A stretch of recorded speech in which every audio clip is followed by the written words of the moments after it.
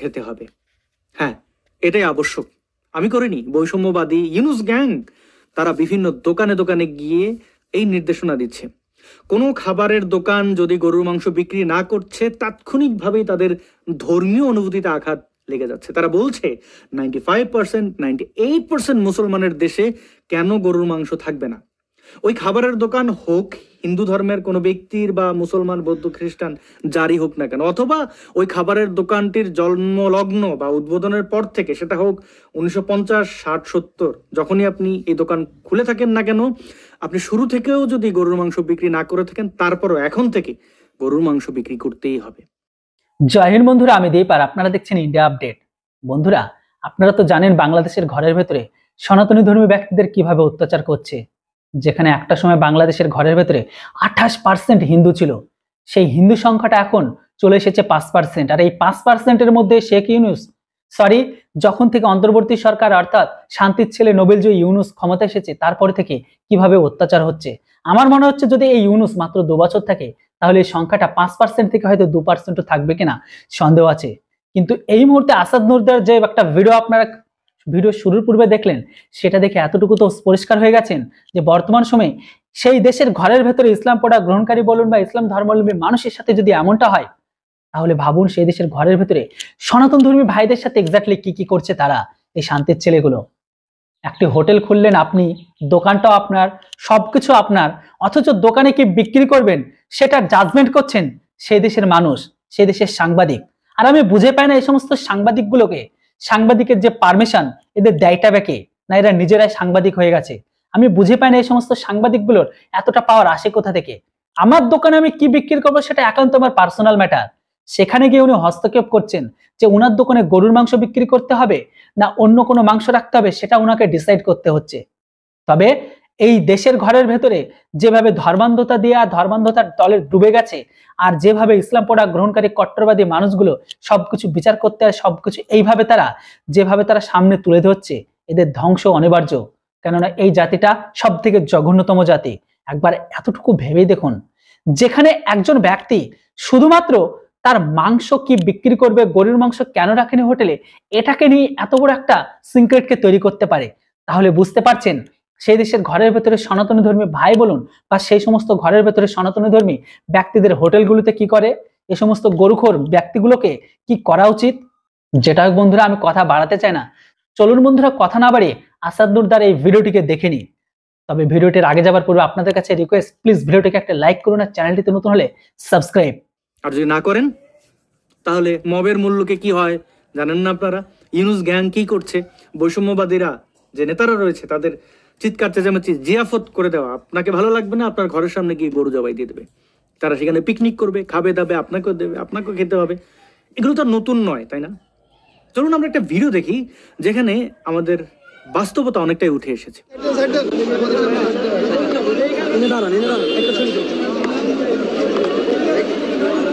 দেখে দেখে সাইড দেন দেখে দেখে একটু ভাই একটু সাইড দেন, হ্যাঁ একটু সাইড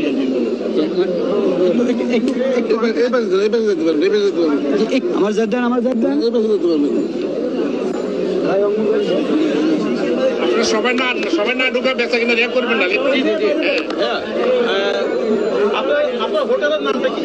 দি রাজধানী। আচ্ছা, দি রাজধানী। আপনি কি এটার মালিক? আপনি? না, আমরা চাকরি করি। কি পদে আছেন? আমি ক্যাশিয়ার পদে। আপনি ইনশাল্লাহ আপনার লেবাস, আপনার চেহারাতে একটা মুসলমানের একটা ভাব আছে। সেখানে আমরা দেখতে পাচ্ছি যে আপনারা এখানে গরুর মাংস বিক্রি করেন না। একটি মুসলিম প্রধান দেশে কেন আপনার গরুর মাংস হোটেলে বিক্রি করেন না, এটা আপনার কাছে জানতে। আসলে আমরা উদ্বোধনের থেকেই 78 সাল থেকে বিক্রি করতেছে না। আর আমি নতুন, আমি আপনাকে সঠিক তথ্য দিতে পারতেছি না। মালিক পক্ষ কেউ আছে? মালিক পক্ষ এখন কোনো সমস্যা না। আমি আপনাকে আমি এটাই বলছি। আমি এখানে কেন বিক্রি করছেন না, এটা কারণটা আমি আপনাকে দর্শাতে পারবো না, কারণ আমি নতুন। আমি কারণটা দর্শাতে পারতেছি না আপনাকে। এটা আমি জানি যে উদ্বোধন লগ্ন থেকেই এটা বিক্রি করতেছে না। আপনাদের এখানে কত শতাংশ হিন্দু কাস্টমার আছে? আপনি হিন্দু কাস্টমার তো না তেমন। তাহলে কেন আপনার এটা কেন আমি আপনার প্রশ্নে এক কথাই বলছি যে আমি নতুন, আমি এটা বলতে পারবো না। নির্ভরযোগ্য কে আছে? নির্ভরযোগ্য কে যার সাথে আমরা কথা বলতে পারবো? আপনি যেহেতু পারছেন না হ্যাঁ, আমাদের এই স্যার তো এখনো একটু বাইরে গেছে, আপনারা একটু এটা ক্লিয়ার করে দেন। আমার আমি এখন চলে যাবো, আমি উত্তরটা পেলে চলে যাবো। আমি আপনাকে আমি বলতে পারতেছি না, আপনি উদ্যোগ কোম্পানির সাথে যোগাযোগ করেন, উনি হয়তো আপনাকে আমরা তো জানতে চাচ্ছি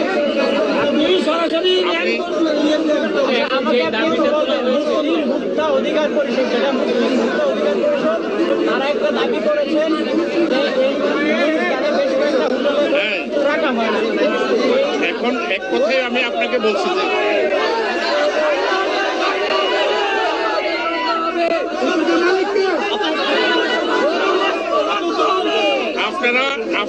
আপনারা বলছেন আমরা কোম্পানিকে জানাবো।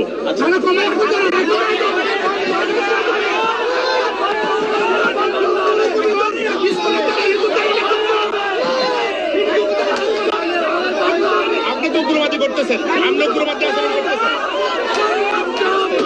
আস্তে আস্তে, আরে বাবা আমরা জানাবো মালিককে।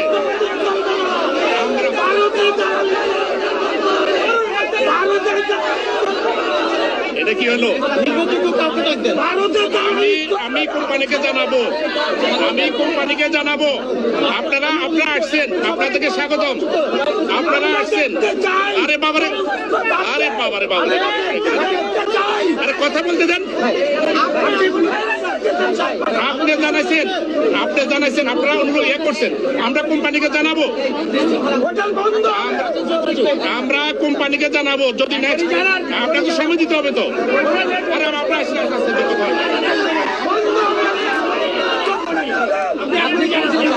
আমি আপনাকে বললাম আমি কোম্পানিকে জানাবো।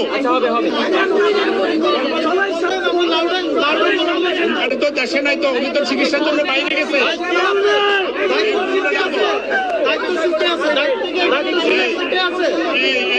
আছে এখানে। আপনারা উত্তেজিত হন কেন? আপনারা জানাইছেন, এটা আমরা করবো, আমরা কোম্পানিকে জানাবো। উত্তেজিত হচ্ছেন কেন? আমরা তো মুসলমান, আমরা বড় ভাই না, আমরা বড় ভাই। কথা না, আপনি থ্রেট দিচ্ছেন কেন? আমি বলছি আমি জানাবো। হ্যাঁ, এই বুলুলের রাখতো তো। এ বাপি,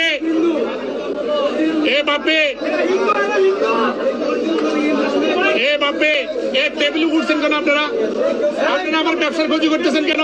আপনারা অনুরোধ করছেন আমি জানাবো, আপনারা অনুরোধ করছেন আমরা জানাবো, আপনারা ব্যবসার ক্ষতি করতেছেন কেন? এই বাপি গো, এই বুলবুল রাখছেন তো, বুলবুল।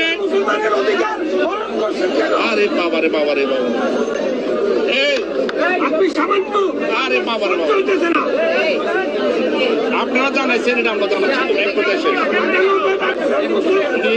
উনি বাইরে আছেন,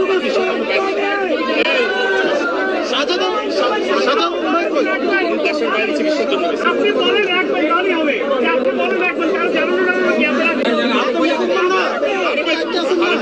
আমরা অবশ্যই আমরা চাই বিক্রি হোক, কিন্তু এখন আমি কোম্পানিকে জানাবো তো। এখন আপনার কোনো সময় আপনি আসছেন মাত্র, আমরা পরবর্তীতে সময় যদি না হয় তখন আপনি বলতে পারেন আমরা ওদিনকে আপনাদের বলে গেছি, আপনি কেন করলেন না?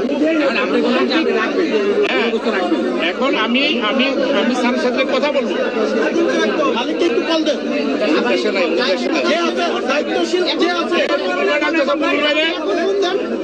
সবাই শান্ত, সবাই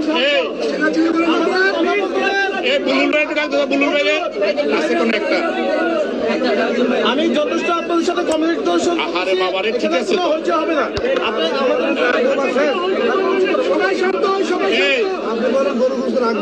আরে বাবা, আমি একজন ক্যাশিয়ার, আমি কোম্পানির সাথে অবশ্যই রাখবে না কেন?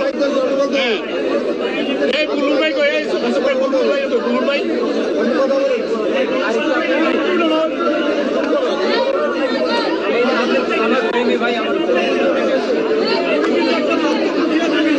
আরে ভাইয়ারে, আমরা তো চাকরি করি, কথা বলছি। আমি কোম্পানিকে জানাবো, আমি বলে দিলাম হবে না, আমি কোম্পানিকে জানাইতে হবে। এখন আপনাদের সিদ্ধান্ত নেওয়ার কে আছে? বিশৃঙ্খলা হবে না, আপনাদের সিদ্ধান্ত নেওয়ার কে আছে? আমি তো ডাক দিতেছি, আজ ডাক দিতেছি তোর ভাই ডাক দিতেছি।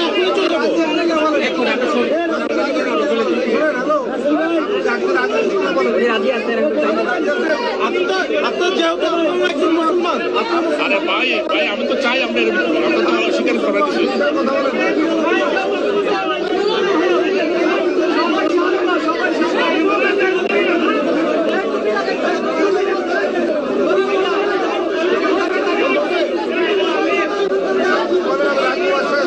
আমাদের চলে যাবো 30 সেকেন্ড। ওনারা এগুলো করতেছে কেন? এটা ভাই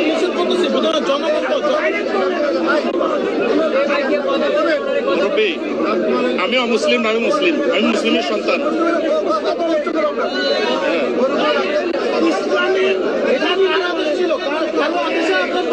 না কেন কারোর সাথে ওপেনিং থেকে হচ্ছেন? কেন আদেশ কেন?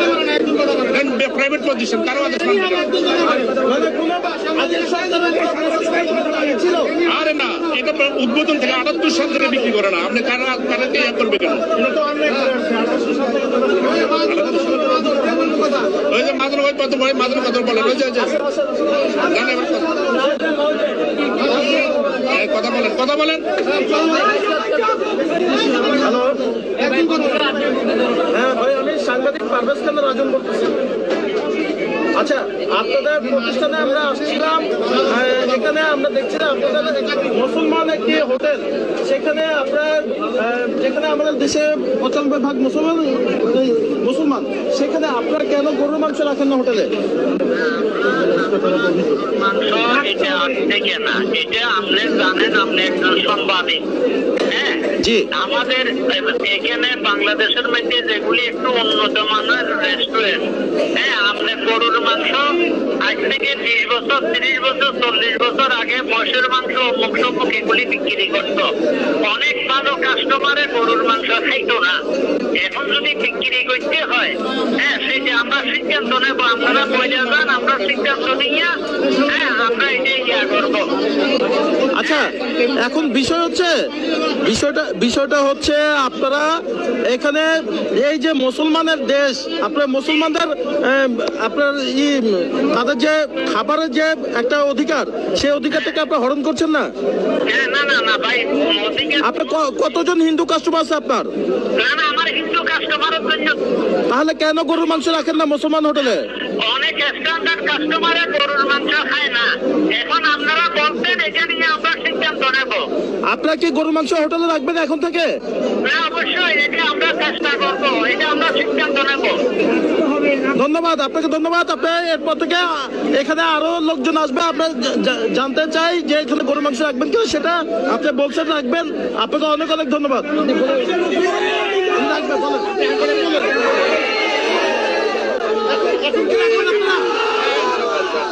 কোম্পানি যখন বলছে থ্যাংক ইউ।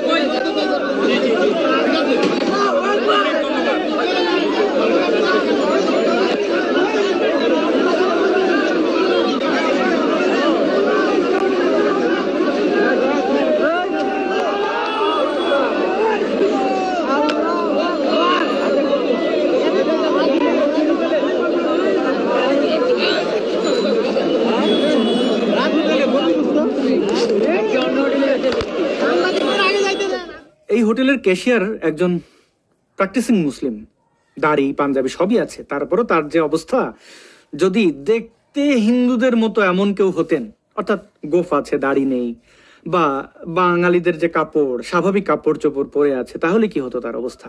নিশ্চয়ই আপনারা অনুধাবন করতে পারছেন। শুধু লেবাসে নয়, বা মুসলিম মনে হয় এমন কোনো হোটেল নয়, হিন্দুদের জন্য নির্ধারিত যে নিরামিষের হোটেলগুলো আছে, সেই হোটেলগুলোর অবস্থা কি দেখতে পাচ্ছেন। সাইনবোর্ড ছিন্ন বিচ্ছিন্ন, দোকানের শাটার বন্ধ, আশেপাশের দোকান ঠিকই খোলা।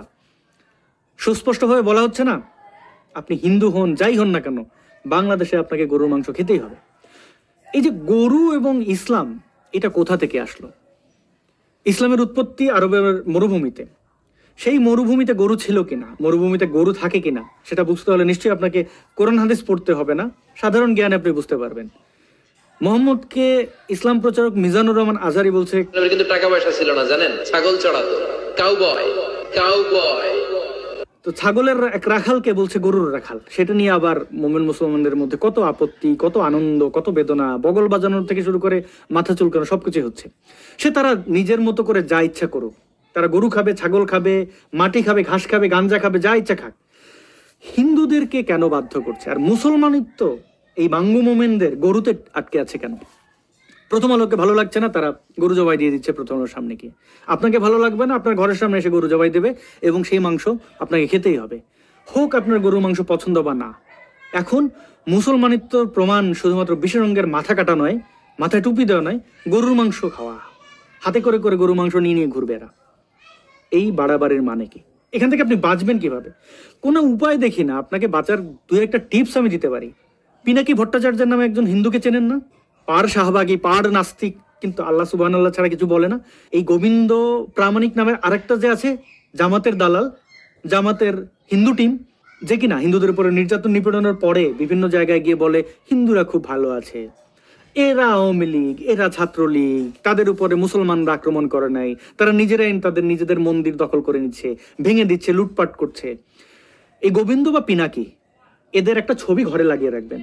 যখন আপনাকে গরুর মাংস নিয়ে আসবে আপনার কাছে, আপনি গরুর মাংস নেবেন, কি আর করবেন, নেবেন, নিয়ে বলবেন ভাই আমরা পিনাকি হিন্দু বা আমরা গোবিন্দ হিন্দু, মানে ভালো হিন্দু। এই সব করে যদি একটু বাঁচতে পারেন। তারপর হচ্ছে হিন্দু নারীরা যারা স্বাভাবিক কাপড় চোপড় পরছেন, তাদের ধরে ধরে হেনস্থা করা হবে। 1971-এ হিন্দুদেরকে টার্গেট করে করে যেভাবে হত্যা এবং ধর্ষণ করা হয়েছিল, স্বয়ং আওয়ামী লীগ কি বলেছে, মুক্তিযুদ্ধের ইতিহাস কিভাবে ন্যারেট করা হয়েছে, আমাদের দেশের সেই চুতিয়া বুদ্ধিজীবীরা কি বলেছিল, বাঙালিদের হত্যা করেছে পাকিস্তানিরা। নো, হিন্দুদেরকে মূল টার্গেট ছিল। সেটা বলেন প্রথমে, যে প্রথম টার্গেট হিন্দু, হিন্দু না থাকলে পরে হচ্ছে যে মুক্তিবাহিনী, মুক্তিযোদ্ধারা। হ্যাঁ, মুক্তিযোদ্ধাদের সমভাবেই হত্যা বা তাদের পরিবারের সদস্যদের হয়রানি করেছে, কিন্তু কেউ কেউ আবার ছাড়ও পেয়েছেন, কিন্তু হিন্দু হলে কোনো ছাড় নেই। বর্তমান বাংলাদেশে হিন্দু নারীদেরকে ধর্ষণ, উঠিয়ে নিয়ে যাওয়া, অনেক কিছু হতে পারে। আপনাদের মধ্যে ভালো কোনো মুসলিম থাকলে, মুসলিম বন্ধু থাকলে, ওই হিন্দু নারীরা করতে পারেন কি, তার সাথে একটা চুক্তিতে যেতে পারেন যে কোথাও বিপদে পড়লে দাবি করবো তুমি আমার বয়ফ্রেন্ড, আমাকে অলরেডি অর্ধেক মুসলমান বানাই ফেলছো আর অর্ধেক বানাবা, সাচ্চা লাভ জিহাদি, মানে এটা ভারতে খুব চলে এই টার্মটা, আমাদের দেশের সাথে ওই টার্মের সম্পর্ক নাই, বাট ওইরকম কিছু একটা বানাইতে হবে। সেফটি, বুঝছেন? পিকে সিনেমায় দেখেন নাই, মারতে আসলে ওই বিভিন্ন গডদের ছবি টবি মুখের মধ্যে লাগাই রাখে, দেবতাদের উপরে তার কেউ খুশি মারবে না, ওইরকম। এটা সেলফ ডিফেন্সের একটা টেকনিক হইতে পারে। এরকম বন্ধুদের বলে রাখবেন যে কোথাও বিপদ হলে ফোন করবো, বাবু খাইছো, এই তো তোমার ধর্মের ভাইরা আমাকে আটকাইছে, তুমি বলো, আমি তো 2 দিন পরেই মুসলমান হয়ে যাচ্ছে, আমরা তো সব রেডি করে ফেলছি। এরকম বলে হয়তো আপনারা অবিবাহিত হিন্দু নারীরা বাঁচতে পারেন। আর বিবাহিত হিন্দু নারীদের শাখা সিঁদুরের জন্য এগুলো সুনিশ্চিতভাবে অপমানিত হতে হবে। দুঃখে হাসি পায়, এবং এই দুঃখটা আমার একার দুঃখ না। আমি একটা দাবি করে ফেলছি, একটা ষড়যন্ত্রের গন্ধ পাচ্ছি, এমন না, এটা খুললা কেন? ঢাকা কালী মন্দিরের সামনে কি হয়েছে? বিশাল মাইক বা লাউডস্পিকার লাগিয়ে তারা সেখানে কোরআন তেলাওয়াত করছে। কেন এই ভিডিওটি দেখেননি?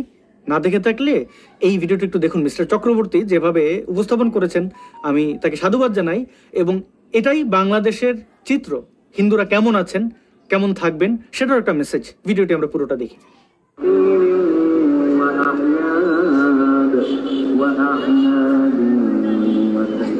এই মাইকটিতে আসলে কি বাজছে আমি নিজেও একটু কনফিউজড ছিলাম, কারণ আমি তো এসেছি রমনা কালী মন্দিরে এবং এখানে বড়সড় অনুষ্ঠান হচ্ছে, আপনারা লাইটিং দেখে বুঝতে পারছেন, কিন্তু এই মাইকের ভাষা আমার ঠিক বোধগম্য হলো না। দাঁড়িয়ে দাঁড়িয়ে কিছুক্ষণ বোঝার চেষ্টা করলাম যে সনাতন ধর্মীয় কিছু বাজছে কিনা, পরে বুঝলাম যে না, তা হচ্ছে না, এখানে ইসলাম ধর্মীয় কিছু বাজছে। আমার মানে সরল মনের একটা প্রশ্ন যে এই মাইক গুলো, মানে এই মন্দিরের পাশে কেন, এইখানে কেন এই মাইকটা লাগাতে হলো আমি ঠিক বুঝে উঠতে পারছি না। কারণ এটা তো মন্দির এরিয়া, আমি তো আশেপাশে কোনো মসজিদ দেখতে পাচ্ছি না, আশেপাশে আমি কোনো মাহফিলও দেখতে পাচ্ছি না। তাহলে এই মাইক কোথা থেকে আসলো? এখানে থেকে মানে মন্দিরের আওয়াজ বের হওয়ার পরিবর্তে এখান থেকে মানে ইসলাম ধর্মীয় সাউন্ড কি করে আসছে? এটা কারা লাগালো, কেন লাগালো, আমি সত্যি বুঝে উঠতে পারছিলাম না। আমি ভিডিও করেছি, ভিডিও করার পরে আমার কাছে মনে হলো যে এটাকে তো এডিট বলে চালিয়ে দেওয়া যেতে পারে, যে মিউজিকটা এডিট করে লাগিয়ে দিয়েছে। সেই কারণে আমি আসলে লাইভেই আসলাম। আমার আইডি থেকে আমি কখনো লাইভে আসি না। আপনারা একটু শোনেন তো আসলে এটা কি হচ্ছে মন্দিরের পাশে, কেন হচ্ছে।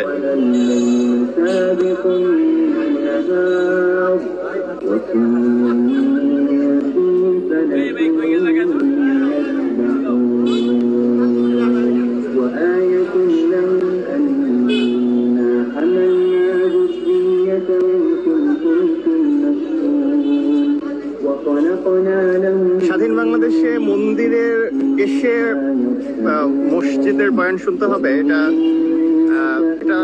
এটার পরে যদি আমার ধর্মীয় অনুভূতিতে আঘাত না লাগে তাহলে আসলে অন্য ধর্মের কারোর ধর্মীয় অনুভূতি বলে কিছু থাকতেই নেই, এটাই আমার বিশ্বাস। কারণ আমি বিশ্বাস করি না এই মাইকে যা বাজছে সেটা আসলে এইখানে লাগানোর কোনো কারণ আছে বলে আমার মনে হয় না। তার উপরে দেখতে পাচ্ছেন যে মন্দিরে অনুষ্ঠান চলছে।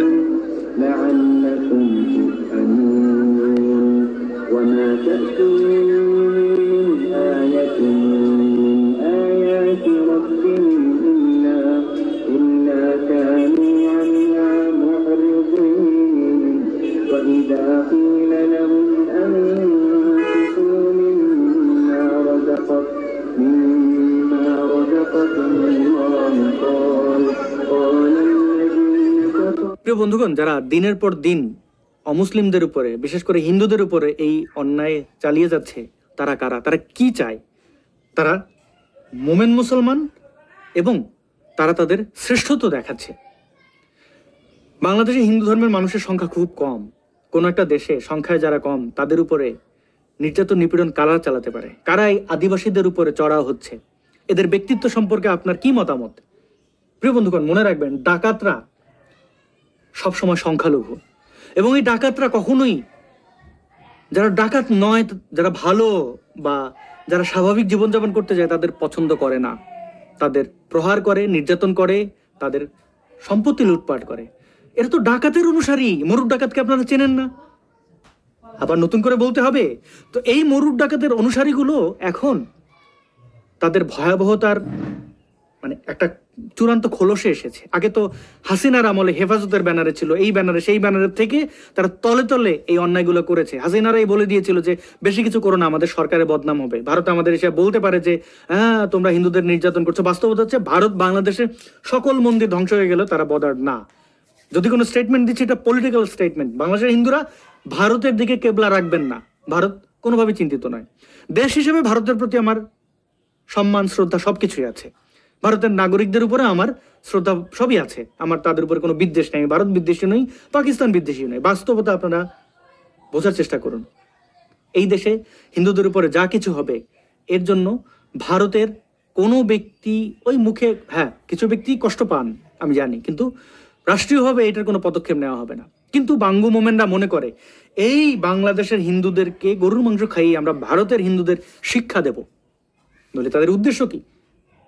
হিন্দুরা হিন্দুদের মতো করে থাকবেন, তারা তাদের পূজা পার্বণ করবেন, পাহাড়ি আদিবাসীরা তাদের স্বীকৃতি পাবে এই দেশে, তারা তাদের মতো করে থাকবেন, তাদের ভাষায় কথা বলবেন। তাদের উপরে একের পর এক নির্যাতনের মানেগুলো কি বলতে পারেন? মানে কি? ওই যে শিক্ষা দেওয়া, মাকে মেরে ঝিকে, ঝিকে মেরে মাকে শিক্ষা দেওয়া। তারা মনে করে হিন্দুরা ওই, তারা যেরকম নিজের বাংলাদেশকে ভালোবাসে না, মনে করে তাদের পবিত্র দেশ হচ্ছে আরব, বিশেষ করে সৌদি আরব। তো এই উগ্র মুসলিমরা এরা মনে করে হিন্দুদের দেশ হচ্ছে ভারত, তাদের মামার বাড়ি, তাদের নানার বাড়ি, অনেক কিছু বলেছে কিন্তু, এবং সেটা গোপনে নয়, প্রকাশ্যে বলেছে। ইসকন সন্ত্রাসী সংগঠন বলে যে প্রোপাগান্ডা চালিয়েছিল, হিন্দুরা সন্ত্রাসী বলে যে প্রোপাগান্ডা চালিয়েছিল, ভুলে গেছেন আপনারা? বলে যাননি তো? তো এই বাস্তবতা মেনে নিন। নিরাপদে থাকতে গেলে ভালো হিন্দু হন, পিনাকি হন, গোবিন্দ হন, অথবা দেশ ছেড়ে অন্য কোনো সুস্থ স্বাভাবিক দেশে পাড়ি জমান। এর কোনো বিকল্প নেই। এইবার বাঙ্গু মোমেন্টের এই আচরণের পাল্টা যদি ভারতে হয় তাহলে কি হবে? 7ই অক্টোবর যখন হামাসের সন্ত্রাসীরা ইসরায়েলে হামলা করেছিল, নিরীহ মানুষদের হত্যা করেছিল, তখন এই বাঙ্গু মোমেন্টসের থেকে শুরু করে বিশ্বের প্রায় সকল মোমেন্টরাই, উগ্র ধর্মান্ধ মুসলমানরা বগল বাজিয়েছিল, আনন্দ করেছিল। পাল্টা যখন ইসরায়েল মার দিয়েছে তখন বলছে হায় আমাদের কি হলো, হায় আমাদের কি হলো। আজকে বাংলাদেশে এই যে হিন্দুদের উপরে, পাহাড়ি আদিবাসীদের উপরে নির্যাতনটা হচ্ছে, পাশের দেশ ভারতের মানুষরা যদি একই কাজ শুরু করে, বেশি কিছু করতে হবে না, একই কাজ যদি শুরু করে তাহলে কি হবে? যেমন আপনারা যারা কলকাতায় গেছেন, নিউ মার্কেট এরিয়া দেখেছেন না, অনেকগুলো ভাতের দোকান আছে, খাবারের দোকান আছে মুসলিমদের। তো হিন্দুরা গিয়ে যদি বলে এখানে এখন থেকে শুকরের মাংস আমাদের পছন্দ, শুকরের মাংস খেতে হবে। আমরা ভারতের সংখ্যাগুরু, ভারতের জনসংখ্যা কত? 2023 সালের সমীক্ষা অনুযায়ী 140 কোটি, এবং এর মধ্যে 20 কোটি মুসলমান। তাহলে 120 কোটি অমুসলিম। এই 120 কোটি অমুসলিমদের মধ্যে বেশিরভাগ, আপনি যদি এভাবে হিসাব করেন দেখবেন ভেজিটেরিয়ান, তারা মাছ মাংস খায় না। স্যালিউট, খুবই ভালো কথা। কিন্তু যারা খায় তারা কারা? এবং তারা যদি গিয়ে বলে আমাদের এই দেশে আমরা মেজরিটি, আমাদের শুয়োরের মাংস পছন্দ, মুসলমানদের দোকানে শুয়োরের মাংস রাখতে হবে, সব দোকানে বাধ্যতামূলক, খাবারের দোকান মানে শুয়োরের মাংস রাখতে হবে, তখন এই মুসলিমগুলোর কেমন লাগবে? যদি আক্রমণ শুরু করে ভারতের হিন্দুরা মুসলমানদের উপরে, কারণ মুসলমানরা সংখ্যালঘু, যেটা বাংলাদেশে করছে, তাহলে ওদের কেমন লাগবে? তখন তো কান্নাকাটি করবে। এই বাঙ্গু মোমেনদের ক্ষমতা আছে ভারতের সাথে ঝামেলা যাওয়ার? কোনো দিক থেকে কোনো যোগ্যতা আছে? যদি নেই, তাহলে এই ডাকাতের অনুসারীরা ডাকাতি করছে কেন? ডাকাতরা তো সংখ্যালঘু, ডাকাতরাই সংখ্যালঘু এই দেশে, বা এই পৃথিবীতে অপরাধীরা সংখ্যালঘু। তারা সংখ্যায় কম, কিন্তু অন্যায়ের দিক থেকে অনেক উঁচুতে। আমরা কথা বলি না, নীরবে দেখে যাই বলেই এরা সুযোগ পায়। আর ওই যে দালালদের, পিনাকি, এই টাইপের লোকদের, পিনাকির তো ভালোই চেনেন। মানে সে এত বড় নিজেকে মুসলিম দাবি করে, অথচ সে তার এখন পর্যন্ত সে মুসলমানিটা করে নাই। মানে নিজের তো মান সম্মান নেই, নিজের তো কোনো ব্যক্তিত্ব শির দ্বারা নেই। এমনকি বারবার যে মুসলমানিত্ব বারবার বলে, হ্যাঁ আলহামদুলিল্লাহ সুবহান আল্লাহ, আমার বিশেষ অঙ্গ কত বড় রে, সেটাও বের হচ্ছে 3 ইঞ্চি, তার খণ্ডকালীন প্রেমিকাই বলছে। আবার তার সেই প্রেমিকাকে দেখেছি ব্যাপক পাহাড়িদের উপর বিদ্বেষ, নিজেকে নারীবাদী বলে, আবার পাহাড়ি নারীদের ছবি তুলবে পর্যটনের নামে বাঙালিরা, মুসলমানরা সেটাকে অধিকার বলে। পাহাড়িরা নাকি খুবই নারী বিদ্বেষী। ওরে আমার নারীবাদী রে, শোয় আবার যে পিনাকির সাথে। মানে ওই একটা প্রবাদ আছে, যেমন হাড়ি তেমন তার ঢাকনা, কে হাড়ি কে ঢাকনা জানি না। মানে এই ধরনের নির্লজ্জ বাটপারগুলো আমাদের সমাজে খুব কম না, অনেক। তো এদের চিনতে হবে, এদের কথায় লাফানো যাবে না। পিনাকি কি পরিমাণ সন্ত্রাস ছড়াচ্ছে এই দেশে হিন্দুদের উপরে, কি পরিমাণ ঘৃণা ছড়াচ্ছে, আপনারা নিশ্চয়ই অবগত আছেন। এই যে ইয়ের কথা, নাম কি, গোবিন্দ প্রামাণিক, গোবিন্দ চন্দ্র প্রামাণিক, নিজেকে আইনজীবী দাবি করে, RSS এর কর্মী দাবি করে, অখণ্ড ভারত চায়। এদের কার্যক্রম সম্পর্কে অবগত থাকেন, প্রতিবাদ করেন, নইলে দেশ থেকে চলে যান। এত আর মাঝামাঝি তো কিছু নাই, এসপারও নইলে ওসপার, নইলে চুপচাপ বসে থাকেন, এইসব ভিডিও টিডিও দেখেন না। আনন্দের বিষয় নিয়ে তো আর মানুষ নতুন করে দেখার কিছু নেই। প্রতিদিন সূর্য ওঠে, দেখেন নাকি আপনারা? সূর্যটা কি সুন্দর, আহারে সূর্য কত সুন্দর, না সূর্যটা আজকে একটু ঘোলা আর একটু মেঘলা, এরকম করেন নাকি? বন্ধুরা, ধৈর্য ধরে যদি এতদূর পর্যন্ত ভিডিওটিকে দেখে থাকেন, তাহলে মোটামুটি আপনাদের কাছে এতটুকু তো ক্লিয়ার বা এতটুকু তো স্পষ্ট হয়ে গেছে, সেই দেশের ঘরের ভেতরে সনাতন ধর্মীদের উৎসব হচ্ছে, পুজো হচ্ছে, সেখানে বাজানো হচ্ছে ইসলাম পড়া গ্রহণকারীদের ধর্মীয় রীতিনীতি।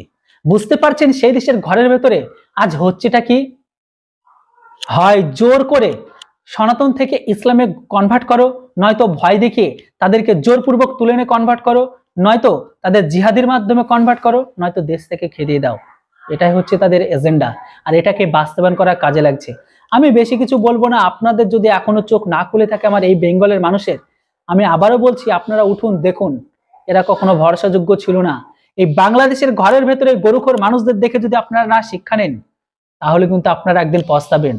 আমাদের এই জাতিটা পালিয়ে পালিয়ে বেড়াচ্ছে, আর কতদিন পালাবেন, কোথায় থেকে পালাবেন? সমস্ত হিন্দু যদি ভারত আসে, হিন্দুদের ঘরের ভেতরে যদি এখন ওটা হয়, তাহলে আপনারা কি করবেন? উঠুন, আর নয়, অনেক হয়েছে। একবার ভেবে দেখুন আপনার অবস্থাটা আজ কোথায় গিয়ে দাঁড়িয়েছে। এই অবস্থাটা যদি আজ বেঙ্গলে হতো তাহলে কেমন লাগতো? বেঙ্গল তো শেষ, সেই দেশের ঘরের ভেতরে মানুষের কি হচ্ছে এটা আপনারাও জানেন। বন্ধুরা, এবার এর উপর আপনাদের কি মতামত? এত কিছু দেখার পরে আপনারা কি বলবেন? হিন্দুরাজ সুরক্ষিত? অবশ্যই আপনাদের গুরুত্বপূর্ণ বা মূল্যবান মতামত লিখে জানান। আর এই ভিডিও বানানোর জন্য আসাদ নুরদাকে মন থেকে জানাই স্যালুট, অসংখ্য ধন্যবাদ। অবশ্যই আপনাদের কাছে এটুকু অবশ্যই কাম্য করে ভিডিওটাকে একটা ছোট্ট লাইক, চ্যানেলটিতে নতুন হলে সাবস্ক্রাইবের একটা ছোট্ট কমেন্ট, কেননা এই সবকিছু আমাকে ইন্সপায়ার করে এরকম টাইপের ভিডিও আপনাদের সামনে তুলে ধরার জন্য। Thanks for watching. জয় হিন্দ, বন্দে মাতরম।